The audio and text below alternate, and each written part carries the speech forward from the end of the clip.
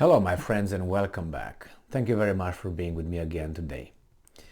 Do you remember when Switzerland, Sweden, Norway were considered neutral countries and they were facilitating, to mediate between warring parties, fighting parties, and they were successful? Remember when especially Switzerland was considered a country that, what was trusted to do these kind of things.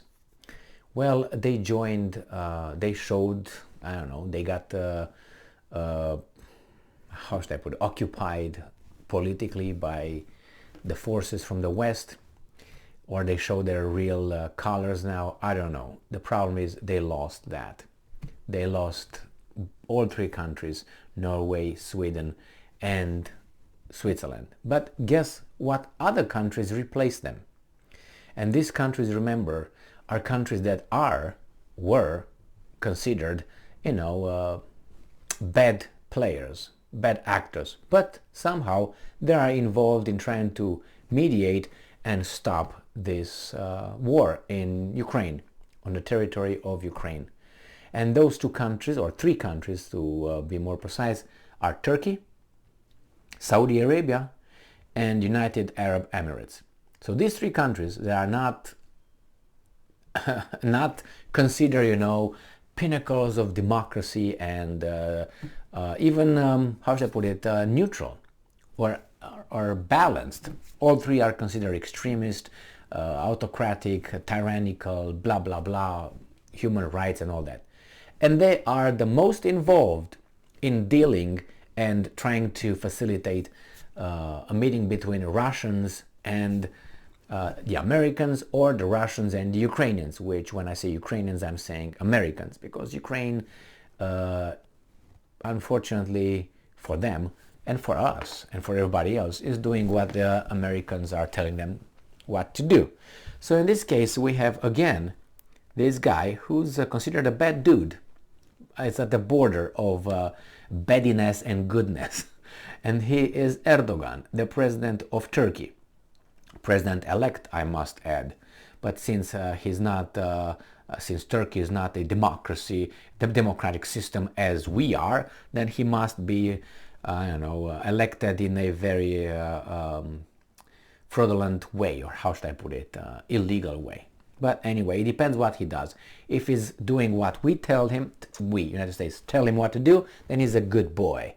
If he's not doing what we tell him to do, then we're gonna pull up the file on the table saying, hey, you are this, you did this, you didn't do this, your country is violating these rights and these rights and this and this and black. That happened all the time. That's a pattern. We already know it. So this article comes from the New Voice of Ukraine, which is an Ukrainian, obviously, media outlet. It comes from today, December 9th, 2022. Turkey's Erdogan announces meeting with Zelensky and Putin. So he had all kind of and meetings. He went to Kiev, if I remember correctly, and he met Zelensky. He met Putin. Now he's trying again. He is the busiest busy bee. Erdogan. And Erdogan, if you don't, let's put a face on the name, is his little grandpa, okay? But don't make no mistake, he's not a little grandpa. He's a big, bold grandpa. So, Turkish President Recep Tayyip Erdogan has said he is set to hold talks with Ukrainian President Volodymyr Zelensky.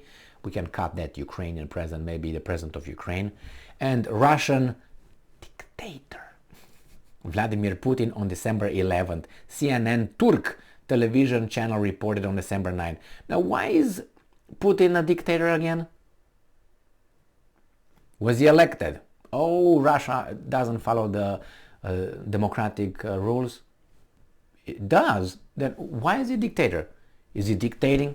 Well, I didn't hear Putin instituting martial law in Russia.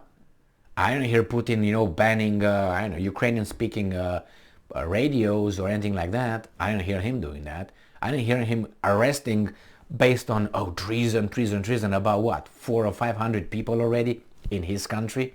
I didn't hear that happening. Oh yeah, we're told that he assassinates people and does that. Then he keeps this guy in prison for this and that, for tax evasion, like Al Capone, and then the guy leaves the country against his parole. You know what that guy is, Navalny or whatever his name is, and he's afraid of Navalny. If you want Navalny to disappear, he would have disappeared.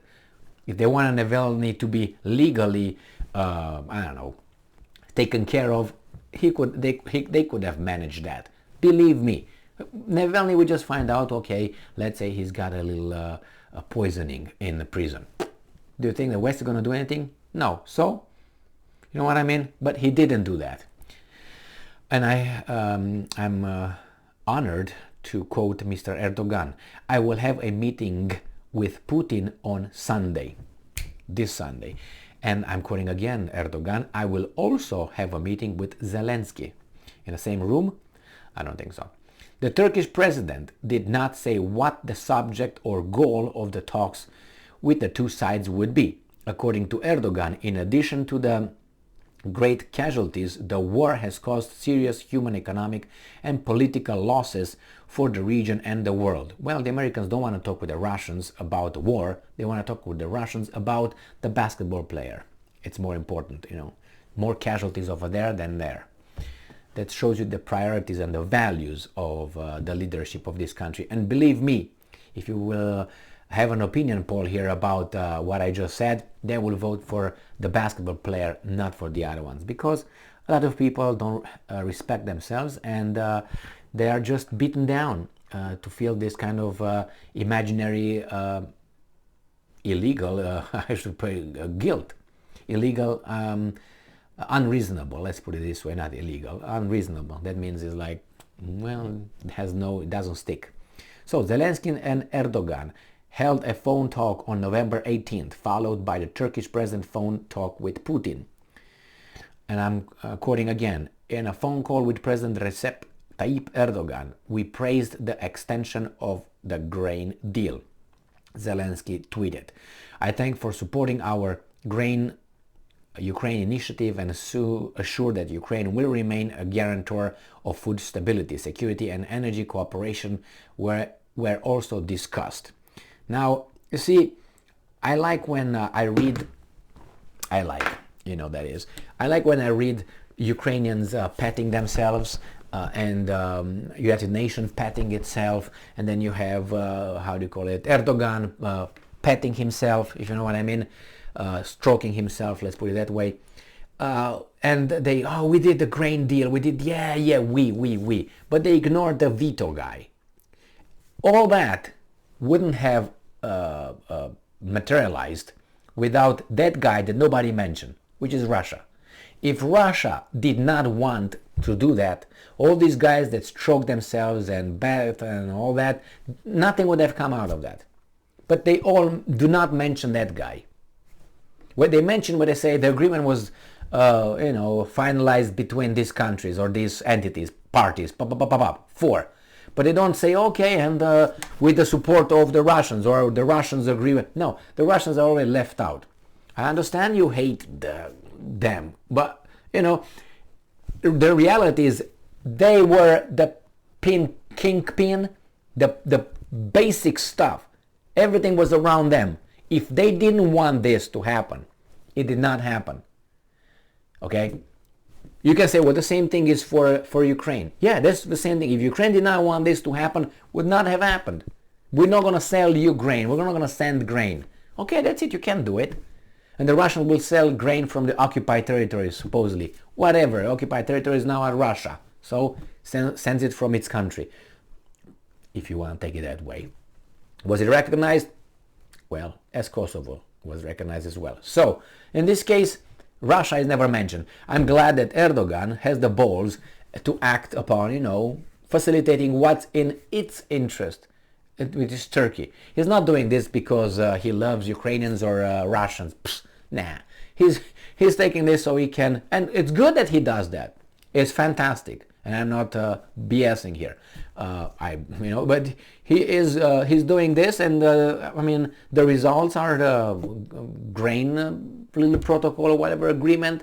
And if he's going to be able to mold an understanding between the two guys over there or the countries, that would be great. The problem is, I think Erdogan, how should I put it? You want to go and buy groceries, but you go to, I don't know, to a movie theater to buy groceries. You're in the wrong place. It's nice that you go out to do that, but you do it in the wrong place, which means it's useless to talk with what's his name, Zelensky. You need to talk to Washington. Probably that happens behind the scenes. I'm 99.9% certain, where Erdogan speaks with the Americans and intermediaries and all that, and he's calling Zelensky just to figure out that Zelensky got the message or the memo.